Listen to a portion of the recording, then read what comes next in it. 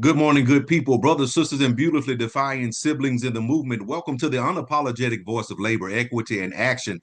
This is CWA Our Power radio show where we amplify the organizers, uplift the everyday workers, and honor the giants whose shoulders we stand on right here on KYOK 1140 AM and 106.5 FM in the heart of Houston, Texas. If you're rolling through H-Town or just fired up anywhere in the world, stream us live at kyokradio.org on the CWA Strong app or catch the replay anytime by searching CWA Hour of Power on your favorite podcast platform. Because this space, this time, it's about us. That's right, it's about us. We're talking union contracts, organizing victories, labor rights, human dignity, fair pay, and bold everyday resistance in every form. So whether you're on the job, in your car, at the kitchen table, or deep in the fight, lean in, honk your horns if you stand with workers. Throw a fist up if you know your worth. Joining me today are the fire starters and truth tellers, Mikeya Jones, Sir Reginald Small, Tay Akins, and David Marshall. So buckle up, beloveds, because the power we build together, that power is ours.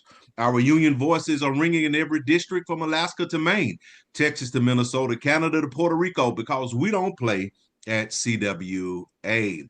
This February, as we honor Black History Month, we're doing something intentional here at CWA Our Power. We're not only looking back, we're looking around us because Black history isn't just something we commemorate.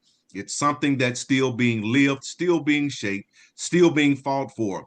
This year, we're highlighting unlikely activists, Black Americans who didn't set out to lead movements, but whose work has reshaped how we think about labor, dignity, and human rights.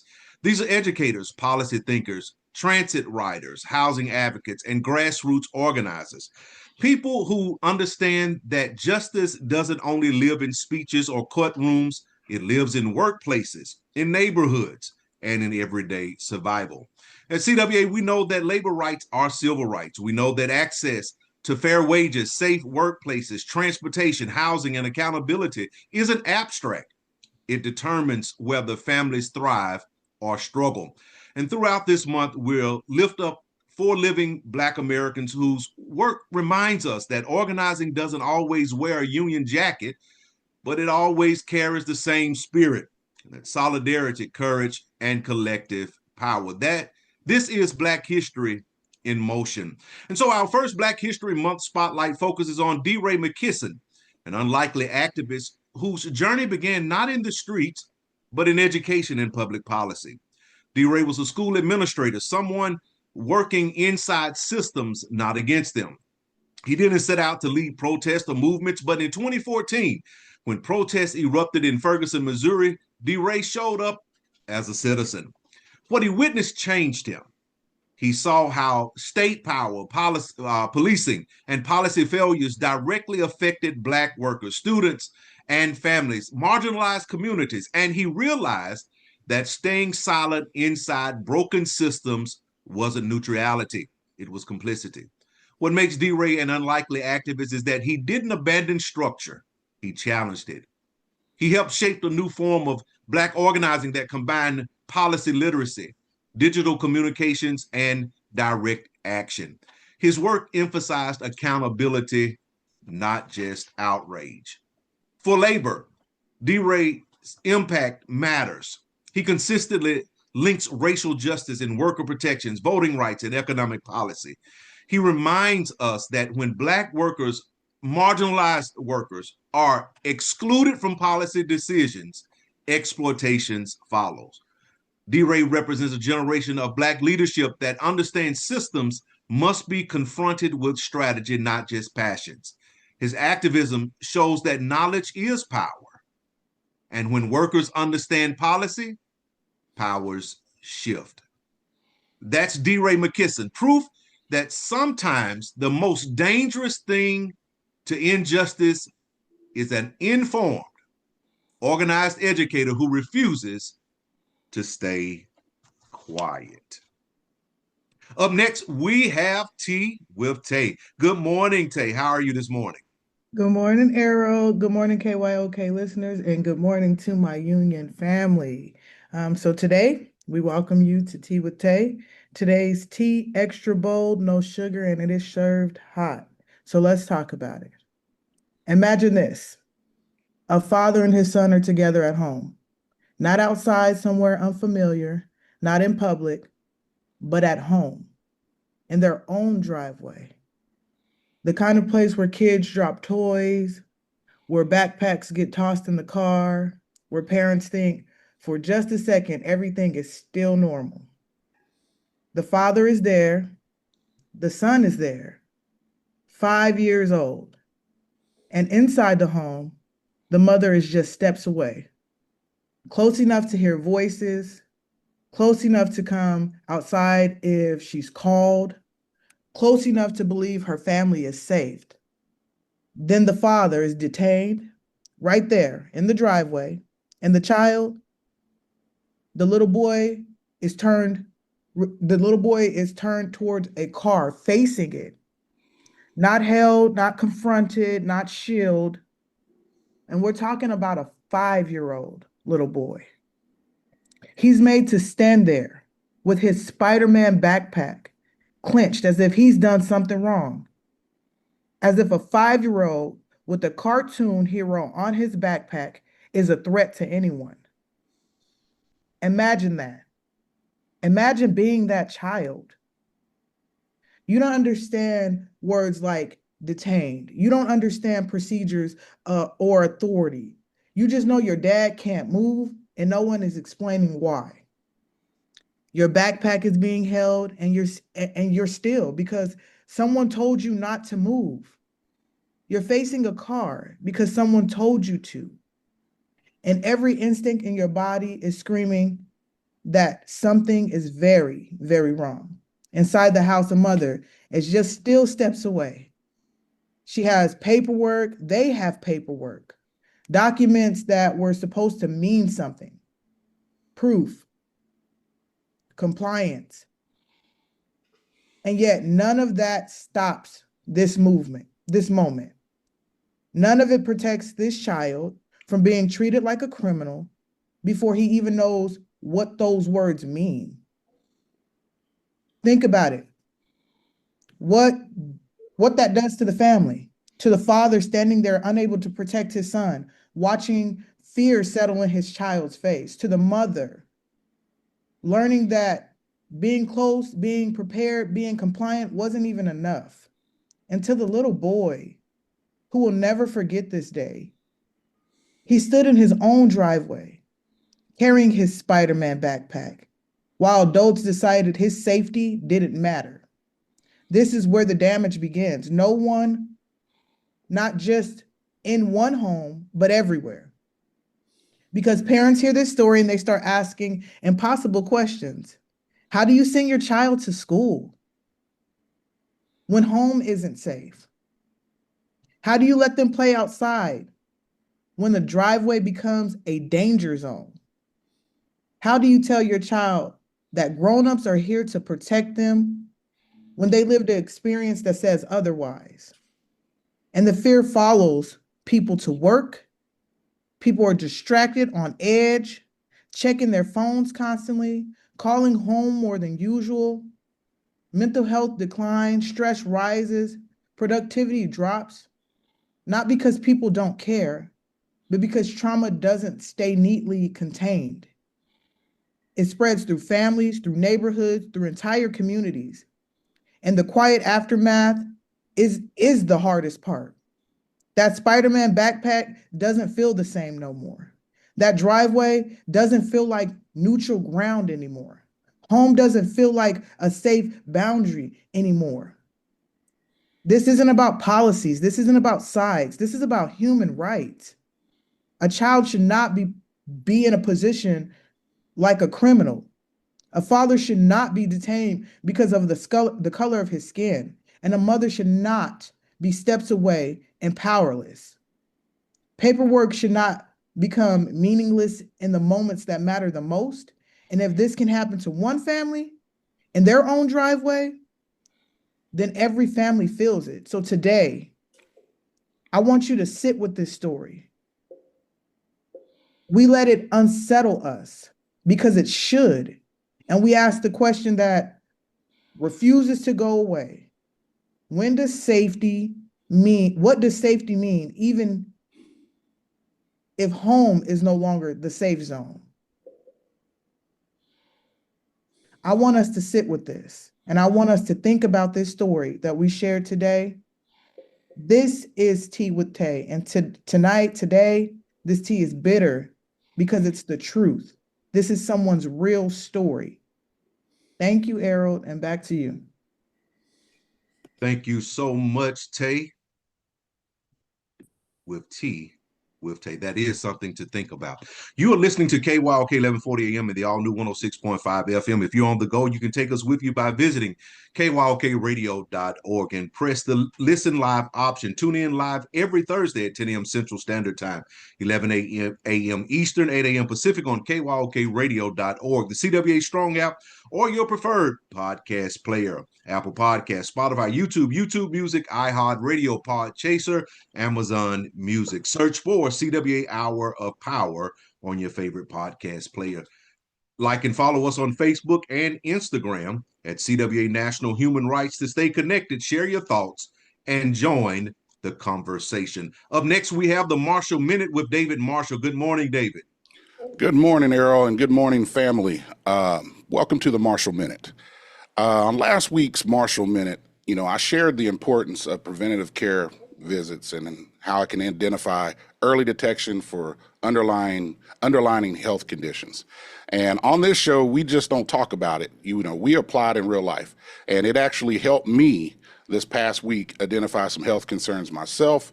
And with proper treatment and medications, it can help me avoid the health problems getting any worse and ultimately reverse and make my overall health better. So I can't stress again how important it is for you to schedule those preventative care visits, regardless if you feel okay or not. So now for today, it's Marshall Minute. Have you ever noticed that time seems to speed up as we age? It's not just your imagination. It definitely feels that way. And science actually confirms it, that you're not imagining it. Researchers have identified a few key reasons why our mind speeds up time while the clock stays the same. It's called the proportional theory. And this idea suggests that we perceive time based on a percentage of our total life it represents. A year is 10% of a 10-year-old's entire life to that point, but only 2% of a 50-year-old's life to that same point. So it seems to pass more quickly for the 50-year-old, and so on as we age. But the main reason lies in neuroscience. We make fewer newer memories as we age, but the brain uses the number of memories we make as a rough gauge of the passage of time. New experiences are encoded in rich detail in the brain, so sometimes it feels longer, but familiar experiences are encoded less richly, which creates a sense that time seems to skip.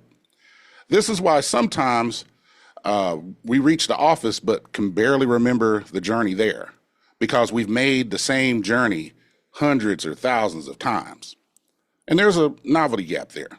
When you're young, everything is a first day of school, a first bike ride, a first boyfriend or girlfriend, a first job. These new experiences force your brain to process dense amount of information, which stretches out your memory of that time.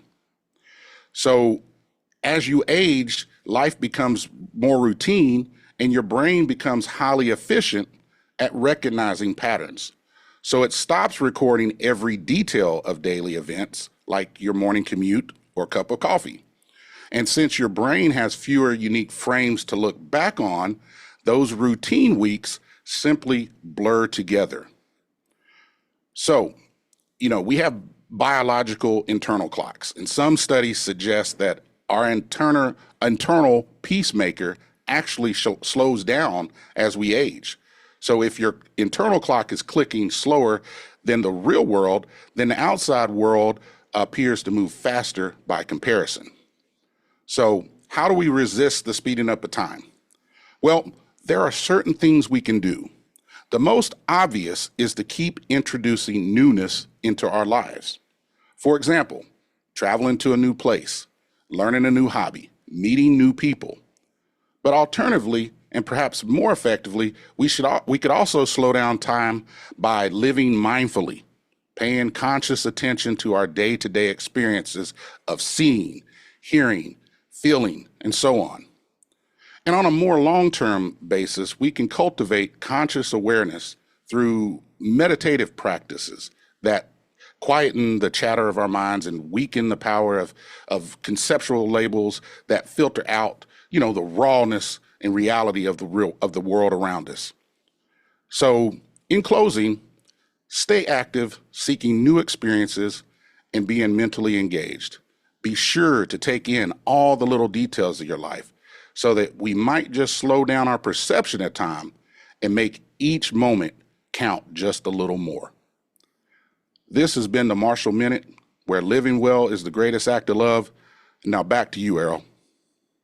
Thank you so much, David. Is that why we look for our glasses and they're on top of our head? Right. Looking for your phone, it's in your pocket. Are you holding it up to your ear? That's right. I'm on the phone looking for my phone. That is correct. Right.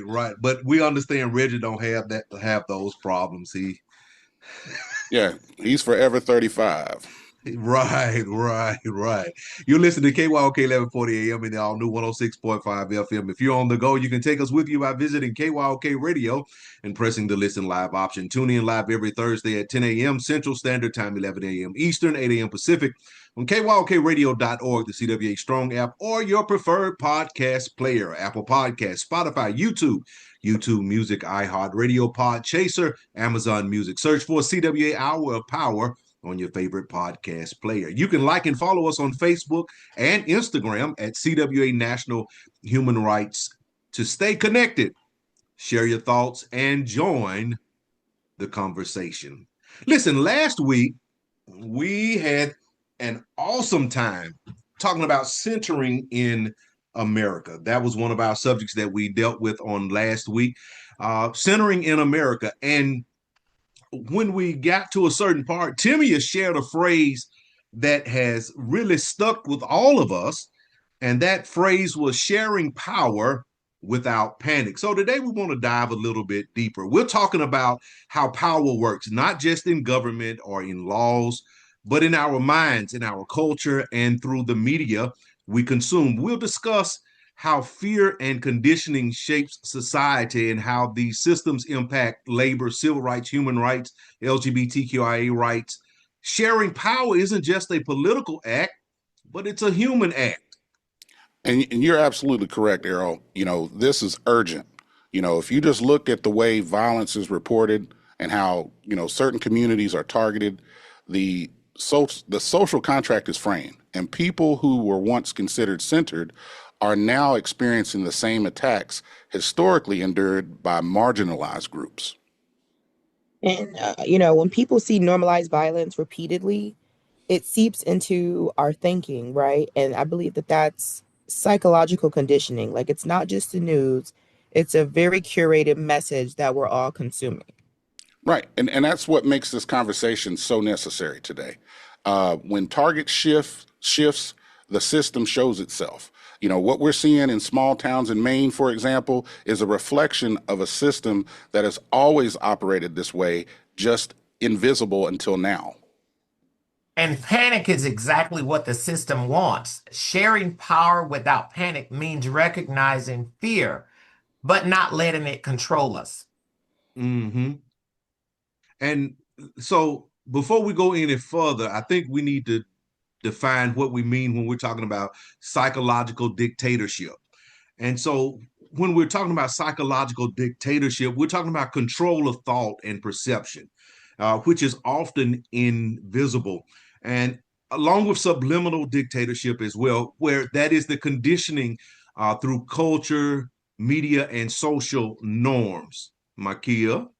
Right. Like, so when the news and entertainment industry constantly frame certain communities as dangerous or as other, or, they just link certain, words like black on black crime. Like, there's no other crime on whatever crime, right? It's only black on black crime. And so once they're labeled that way. And even if you don't agree, you get that repeated conditioning, and people start to accept that as normal, and that means that Mm-hmm. conditioning is working.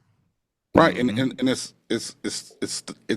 systematic. It's the hierarchy that was invisible becomes obvious when it's reversed. People panic when they realize that anybody can be a target at that point. It's also personal. I've seen coworkers react to incidents with fear or judgment. Repeating patterns we were taught were normalized. That's conditioning manifesting in real time. So I believe the key is awareness, recognizing the system is controlling perception. That's the first step towards sharing power responsibly. And a personal reflection matters.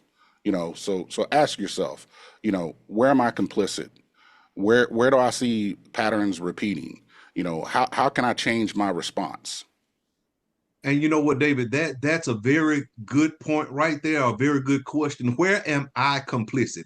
Where am I not saying? Where am I not standing up? Where am I not speaking? Where am I complicit? But let's take a step back. And let me say this, these patterns didn't just appear overnight. They did not just appear overnight. Redlining, segregation, labor exploitation of immigrants, colonial assimilation, they are all normalized hierarchies. Well, and when Black and brown communities were marginalized, it became culturally acceptable.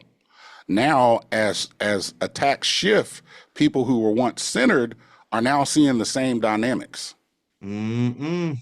It's a mirror that shows the system is not fair. It's designed to control fear, obedience, and hierarchy. And I think that's why understanding history is crucial, and awareness prevents repeating cycles. Like, we have to see the system in its full context. And I believe that for years, if you follow any kind of progressive movements, we've been trying to tell people that it's not a race war, it's not a gender war. It's a war based on the people in power keeping people without power down. We've been trying to tell people that for a very long time, and we still find ourselves here today. So, and it's a pattern. So once you see the pattern, you realize that no group is actually protected. It's all constructed. And Mikeya, you mentioned power. We talked about that last week, and I totally agree with you. It is not so much. In some cases, it is racial, but in many cases now, it is power. Who holds the power?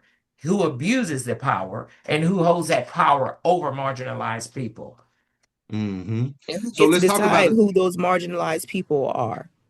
Yeah, and that keeps changing. Yes. All right, so let's talk about assimilation because we bring this word up often, assimilation.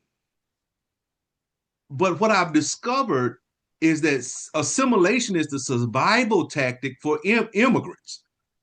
But in adopting dominant culture, often whiteness, people reproduce the systems that marginalize others. Right. And assimilation isn't neutral. It teaches compliance with hierarchical norms. You learn who is centered, who is othered, Mm-hmm. and then you act accordingly. And it's not just immigrants. We learn these patterns, consciously or unconsciously. The question is, do we stand up and challenge them? Do we resist them? Right. So assimilation, David, and I'm going to jump in here. Assimilation, that word causes me to tremble in some ways. I mean, if you start looking at even something as simple, what is beautiful? What should we look like? And you go back to media, you go back to the old Hollywood movies, and you want a certain look, a certain shape.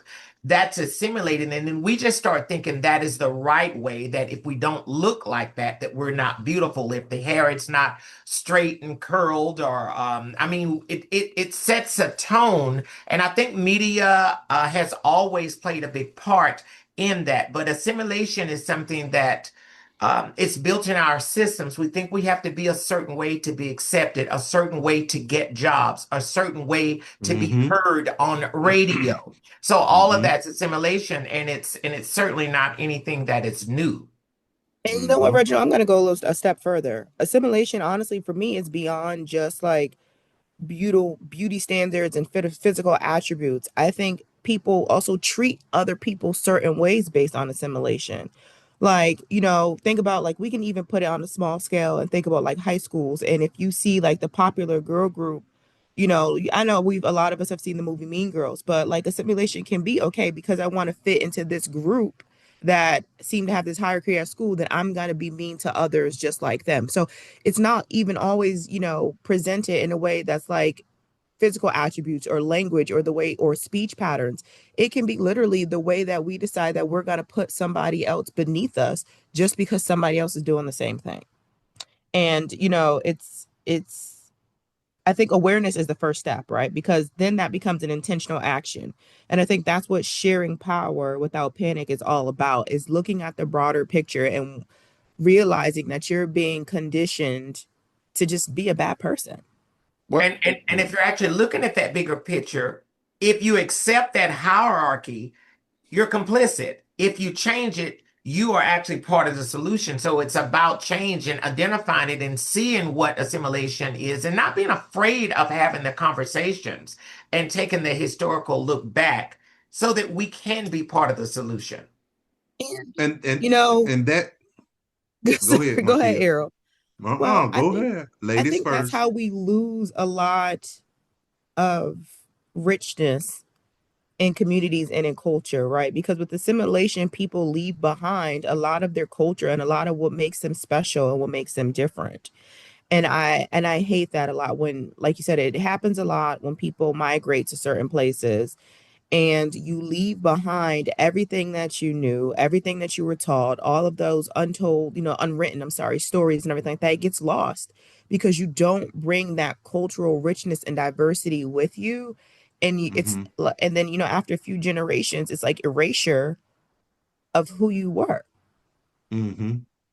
I Mm-hmm. totally get that. I could go on all day about that, about that and how we have lost so many things, such as traditions in so many cultures, because we were taught that it was either country or it was old timey or something that we should have left in the South. I mean, we could take this conversation really, really deeply with the things that we've lost because of assimilation, and we thought that assimilating with other cultures was better. And in all cases, it definitely was not and is not. And let me jump in this. Let me jump in and say this right here is that sometimes, and I've been a union member all my life somewhere, even when I was 15 or whatever, 14, working with a work permit. I started off at a grocery store, and I was a sacker, and I automatically became a union member. But one of the things I had to do, and this is where I'm going with this, I couldn't have my mustache. I had to shave my mustache. So assimilation has also in the past been in contracts. Yes. Yeah, you're right, and yeah, you had to look a certain way, you had to dress a certain way, but who sets those standards of what that look is supposed to be, and who are we Mm-hmm. assimilating towards when we set It's those standards? systemic. But Mm-hmm. but unions have fought against that, and successfully have fought against that. And there is no dictating on actually what we have to wear and what look we have to present, and I'm thankful for that. Yes, you're absolutely correct. Even when we start dealing with the Crown Act, how you supposed to wear your hair, all of that comes up. And I know we got to move on, but media, if we really take a look at it, media shapes perception. Um, uh, who benefits when we panic? Who suffers when violence is normalized against one group but not the other? Well, we've always been shaped by media. I mean, that's something that's obvious. And now you don't know what form of media. And there's so many different forms of media that I definitely couldn't keep up with them all. But you can tell by the conversation that you're having with certain people which media outlet that they're trusting their information from. And You're absolutely right. Come on, Tay. Wouldn't you think? Hold up, David. Tay had something, and then you come on, I was David. going to Next. say conscious consumption is key. We can question narratives, diversity sources, and teach our communities to critically engage with the media. All right, now come Right, on, David. and well, I was going to say, when we was talking about media, what popped into my head was I think about how, depending on who's in leadership, they assimilate to that. Growing up in the 80s, all the movies, the teen movies, were about the bullies and the underdog, and that shaped every movie in the 80s for teen movies. And then it went to an era where the underdog was the being normalized. Like we get shows like Big Bang Theory, where the folks that were marginalized in the 80s are now the showrunners. So I think it was very reflective of leadership and who's in control. But I wanted to spotlight biases and patterns as far as this conversation is concerned. We need to recognize when fear is being weaponized, and that awareness in itself is power. And you're exactly right, because it's not about paranoia, it's about clarity, right? And recognizing the system, lets us act responsibly. And I do want to go back to what David said, because I highly believe that. Let me tell you something. When I was in elementary school and I used to be watching, I was watching all of those, what we considered like classic or cult classic 80s movies. I just knew when I got to high school, somebody was going to get shoved in a locker or get a swirly. Like, I did not know, I'm serious, because I had never experienced that in real life. But in all of those movies, like, high school was crazy.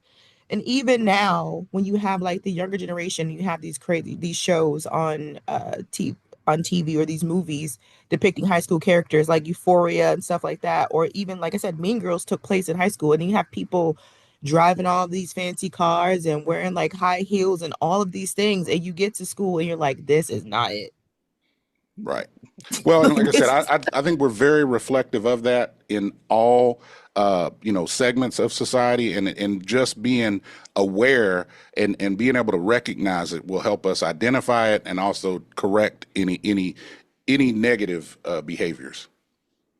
So that brings us at a juncture, an intersection, and that intersectionality shows us how race, gender, sexuality, class, and labor statuses overlap.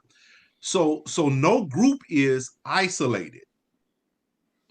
And so when the attacks shift, it's clear that the system affects everyone.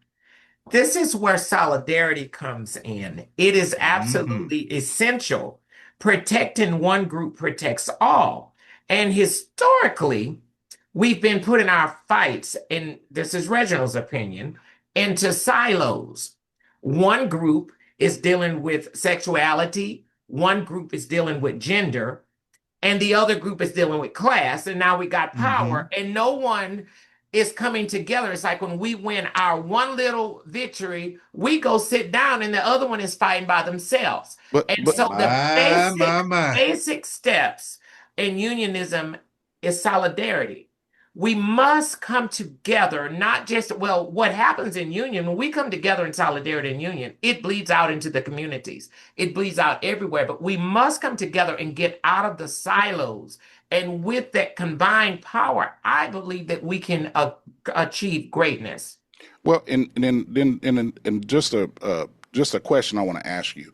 With those silos, do they have the same common denominator that they're fighting against? Is all those silos you just mentioned have the same opposition? Yeah, exactly. So the enemy is the same no matter what face you put on it. And I think that's what I think you guys are both saying the same thing. We definitely are. And that's what's key for us to communicate that to those silos is that the opposition is the exact same thing. So if we unite together, we can confront that head on.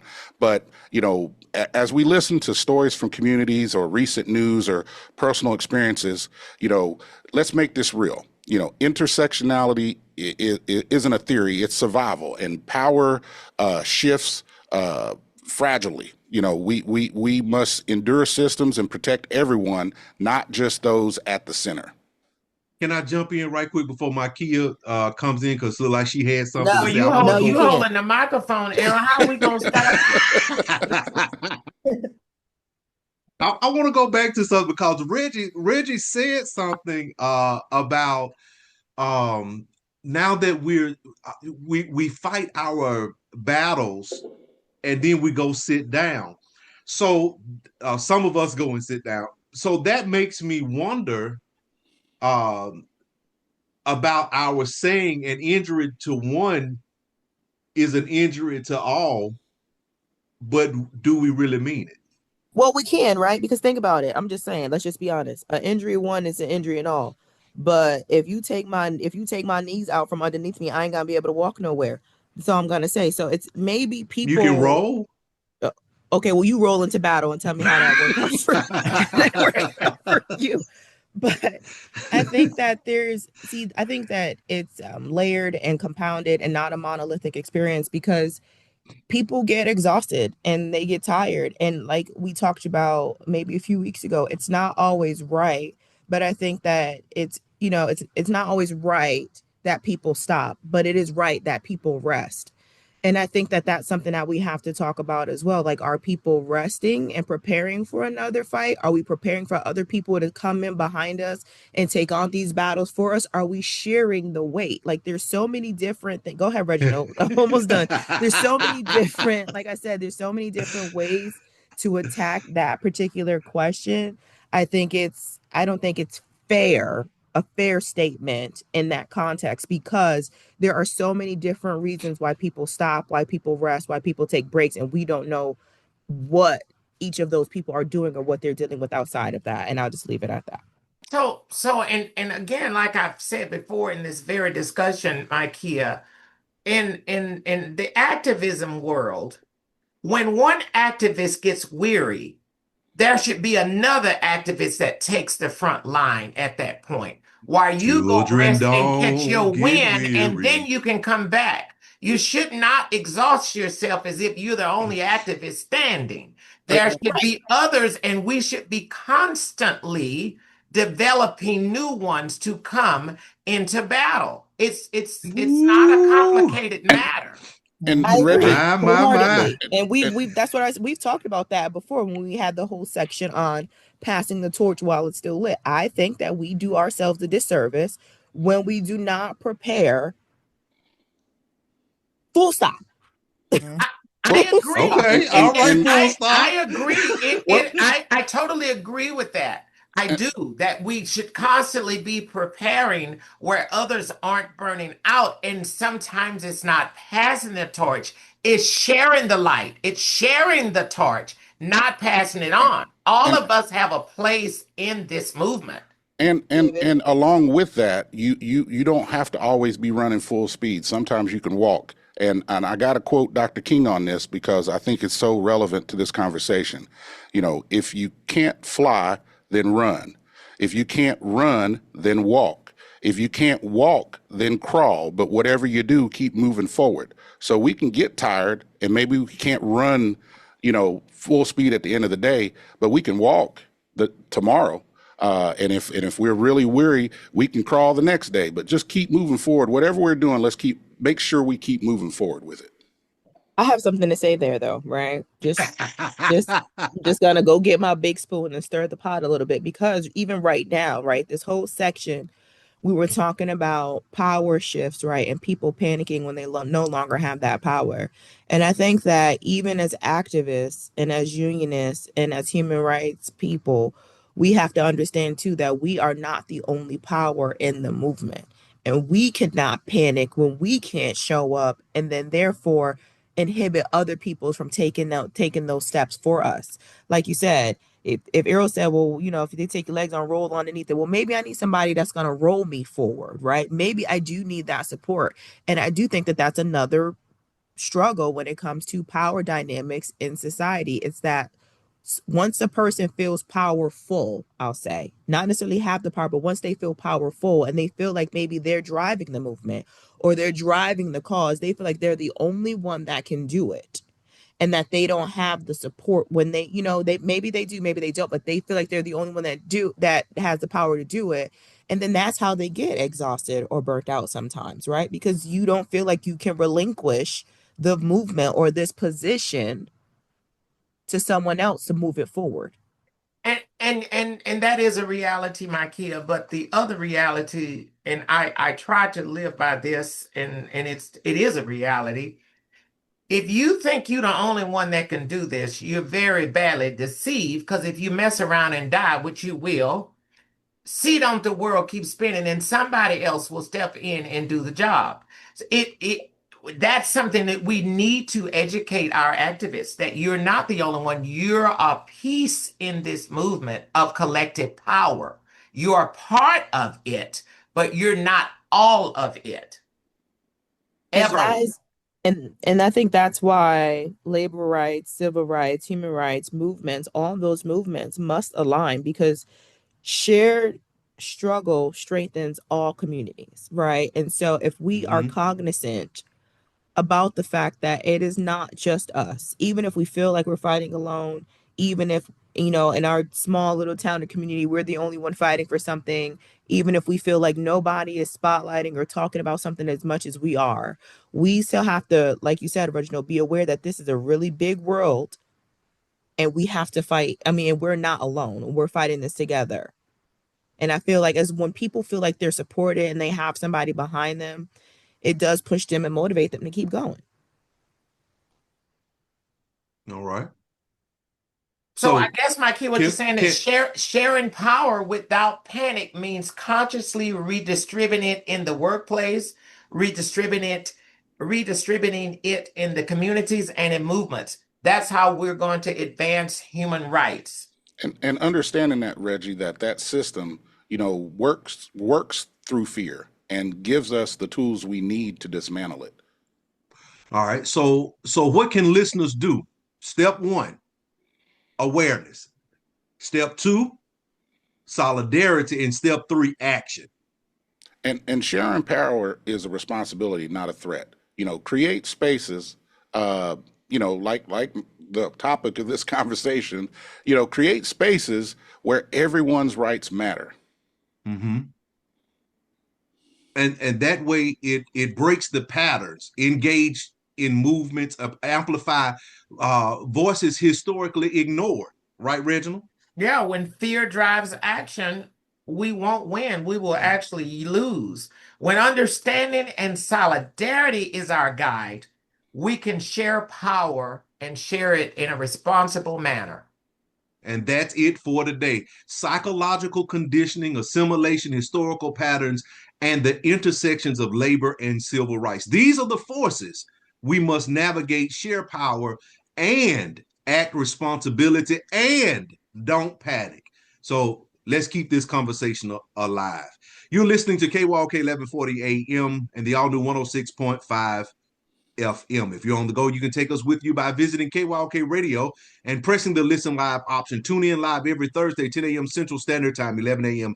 Eastern, 8 a.m. Pacific on KYOKradio.org, the CWA Strong app, or your preferred podcast player. Search for CWA Our Power on your favorite podcast player. Like and follow us on Facebook and Instagram at CWA National Human Rights to stay connected, share your thoughts, and join in the conversation. And now we're going to move in just a little bit deeper, since it looks like everybody has awakened and they got a little woke spirit in them today. And so we're going to start talking about bridging generational perspectives in unions and organizations. And so again, all of the hosts will come in. So we're going to dive into something that touches us all, and that is how people with different experiences, perspectives, and approaches can work together effectively in unions, workplaces, and organizations. We've all seen situations where communications break down or energy gets lost in translations, and it's not about age at all, Mikeya and Reginald. It's about how we value each other's experience, skills, and ideas. So, Reginald, Now, wait a I'm minute, gonna. glasses. I'm not gonna let you just go ahead and, and do that. Wait a minute now. Wait a minute. No. I personally believe that from the moment Reginald and I met all those long years ago, we have valued each other's experience. And I think the reason why you guys love to pit us against each other is because we have such vibrant, I'll say, conversations, right? But they're never disrespectful. Never. They always come from a place of understanding, and we always leave these moments. I won't even say conversation. We always leave those moments enriched by each other with so much more education and knowledge and wisdom from each other. But go ahead, Mhm. Reginald. I'll let you go because he tried it. He tried to do it. He stirred the pot truly, and I was just getting ready to jump him about putting me in the lead every time he start talking about age and generational gaps. I think he think it's funny, but but it's all in good Reginald, fun. I'm not. It's We're all in all good the fun. same age. Except for me. Immediately no. And Tay. And I Tay. think that's a brag by Kia, but we'll deal with that later. So, but I Uh-huh. want to start on a serious note here by framing the conversation with a question for all of us and for our radio listeners. So, when people come into an organization with different ways of approaching work, different ways of communication and technology, how do we make sure everyone's voice is heard without slowing down progress? Now, I have a few thoughts of my own and some suggestions, and I want to hear from all of you as we go. One way to bridge these differences is shared responsibility and joint leadership, not just mentorship alone, but real deep collaborations where decisions are made together. And that's really what Mikeya was talking about, how she and I interact. But so here's my first question to the group. What are some ways we can make sure people with a lot of experience and people who are newer to certain tools or processes work together without frustration? Well, Reggie, for me, it's about trust. If you trust that everyone wants the same results, that then the method matters less. We need to assign tasks based on skill, not tenure or tech comfort, and it's Mm. helpful to pair people who have institutional knowledge with those who are comfortable with new platforms. That way, the learning is a two-way system.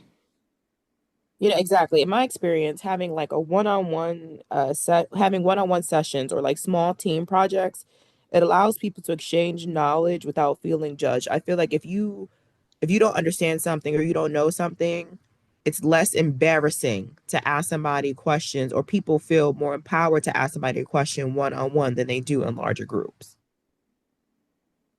And And go ahead. Sorry. Go ahead, Tay.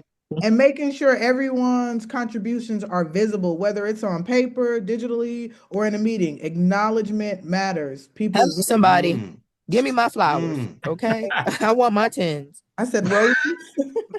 So I think we see a theme: trust, pairing for complementary skills, and acknowledgement. I guess acknowledgement is a big one. All of We these see help that, don't we, create, Reggie? yes, all of these help Uh-huh. actually create the space where people can work together without getting stuck on how the work is done. So here's another challenge I see often. Some people prefer paper, flyers, and in-person meetings, while others are leaning into digital platforms. How do we meet both needs without creating friction? So and on that very note, I mean, I go to conferences now. I love my program booklets. I know they're expensive and all that. But now I'm going and they tell me to do a QR code. Well, that That's right. Do a QR code. do a QR code, that's irritating. I was at a funeral and I'm waiting for the Yes. program You ain't and coming they over in telling my me area something now. about a QR code. Well, I don't want a QR code. I want to read my paper. But anyway, I digress. So offer multiple channels, I guess, is the outcome here. Step one, offer multiple channels. Don't force everyone to adopt one method. So you get a QR code and a program. Step two, identify tasks that benefit from one format over another. Example, strategic planning may need digital collaboration, but community outreach materials might still work better on paper. Step three, celebrate wins across methods. Share success stories in meetings and newsletters. Now, the question for the group, how can we make sure communication works for everyone while still moving fast? I want to go back and say something about those obituaries and the QR code. Don't be mad with the funeral directors and the funeral home because they didn't order enough programs and you came late and you didn't get you a program. So use that QR code. Now, what I want to focus on is clarity.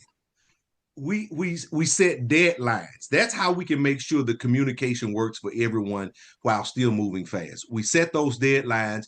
We do the follow-up task and we do the check-ins. And it's not about debating methods. It's about ensuring that the work gets done. Well, and Errol, to your earlier point, you can't fan yourself with a QR code. You need that piece of paper to fan. So some of those funeral homes is hot. So there you go, David. But as we rotate, our responsibilities, someone with familiar with tech can help with the digital tools, while someone else skilled with outreach or negotiation can lead that part of it. Sharing the responsibility keeps it fair, and briefing everyone on the expectations, and if a digital tool will be used and how it works, let them know what's required and give them time, so that they can adapt, to those methods. Before you jump in here, Reginald, I think that it's important to delegate roles and tasks based on where people are their strongest. I think putting people in the places that actually work for them, where they will be successful, is super important. If you want something to be successful, don't put somebody in a position to fail. You said a mouthful. I get that. That's you said a mouthful there. So I think the overall formula here is flexibility. I'm hearing role clarity, structured guidance, and the rotation of tasks. That way, people with different strengths contribute fully without the frustration. Yes. So quickly, I'm just going to go just a little bit deeper. Imagine this. A project requires a mix of deep historical knowledge and fast digital outreach. How do we assign roles so that the project succeeds, everyone feels valued, and we don't slow down the progress? Give it to Tay. You pair people strategically. So you need someone with long-term insight, a partner with someone who can manage like the digital platform. Each contribution where they're strongest. So how the new gen or the younger gen, they do everything with technology. But then our seasoned leaders, they can tell us how to put it together, and then we can put it on that kind of like platform, like the digital platform for you if you don't know how to, or it may take you more time than it takes someone else. And, have joint check-ins. That ensures that the strategy aligns with execution without micromanaging either side. Now, y'all know I am a Google Drive, Google Doc. I will put all types of everything in a shared file, shared folder, shared spreadsheet, so that everybody can contribute and everybody can keep each other updated, or we can start as a group chat or WhatsApp or whatever, just to make sure that we're all in alignment and we're consistent without, again, micromanaging somebody, or wait until the meeting shows up and ask somebody, well, did you do your part? Which is inflammatory. Well, and then also, even if we put people where we think, they have good skills, don't make assumptions about skills. Someone that's been out in the field for decades may surprise you with their tech skills, or vice versa. And don't forget the oldest skill on the universe while you exercising your QR codes, your texting, your chats, and your Google Drives. Don't forget that the phone is not just for that. You actually can call and actually talk to a person. And I'll just move on with that one. So we want to avoid labeling or creating divisions in conversation. I love this part. So instead of saying older or younger, and Tay just did that in a very, very unique way, and I like you for that, Tay. We focus on experience levels and perspective types. So how do we discuss differences in approaches without triggering that defensiveness that can come when you're talking about the generational gaps? Well, Reggie, as I know, David and I, we don't care which way it goes, but you can call us young, old, middle age, in our middle age crisis or whatever. It doesn't matter to me and David. Okay. But I think Mikeya, I guess you're getting that, right? I'm gonna let him finish. Like Okay. Kanye West said, I'm gonna let you finish, and then I'm gonna see. I'm gonna hear him out. I'm gonna get the full picture before I respond. Okay, so but what really the whole gist of it is we have to focus on the work and the outcome, and we can't make it personal. We instead of just saying I need this or I need you, just say we need this done, or can we do it this way or that way. And I'll have to agree with you. We are Gen X, and we can do it. We can do both. We can do the young stuff, and we still old school. So I'm right there with you, Errol. But we got to be, we got to use curiosity. We got to ask questions like, can you show me this, instead of, why don't you understand this? It's all in your approach and in the ask. So be mindful and respectful when you're impatient when you're trying to learn something new. Let me roll on in here real quick.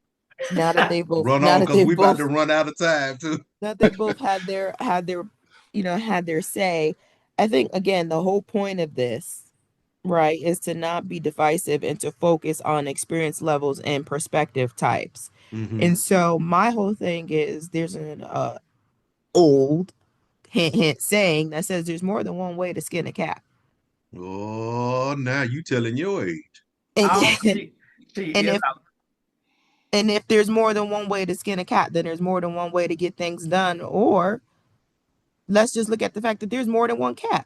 So just because you skin your cat this way don't mean I can't skin my cat that way. Now we got two skinned cats. Okay. So we can move forward by doing things differently, again, as long as we want the same outcome. So again, keeping ourselves focused on the goal, it shouldn't really matter how we get there. So we actually need to frame our differences as complementary, rather than in a conflicting Yes. way. So Correct. in Yes. summary here, some real solution our listeners can use in unions and any other organizations and in just your everyday life. Share the responsibility, pair experienced members with newer perspectives, flexible communication, use both digital and non-digital tools, paper and QR, rotating roles. Everyone contributes in areas they're the strongest in. Accountable collaboration. Projects and decisions are co-led with appropriate follow-through. Focus on strengths, not labels. Value the skills and perspective, not age or tenure. And always, always, trust and respect are the glue that holds it all together. And I think we can stop right there. And we probably can pick this back up next week. What do you say, Mikeya? I say yay. Okay. All right. So we'll pick this back up on next week. As we come down to the final minutes of the show, an hour is not long enough to be with you, and a week is too long to be away from you.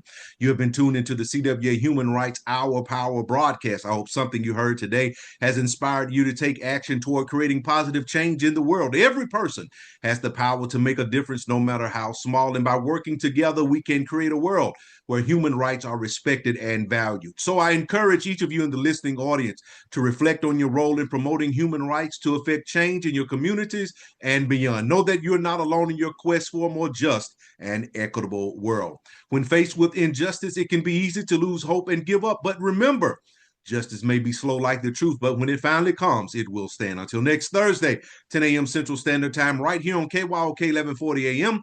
and the all-new 106.5 FM, KYOKradio.org. See you next week.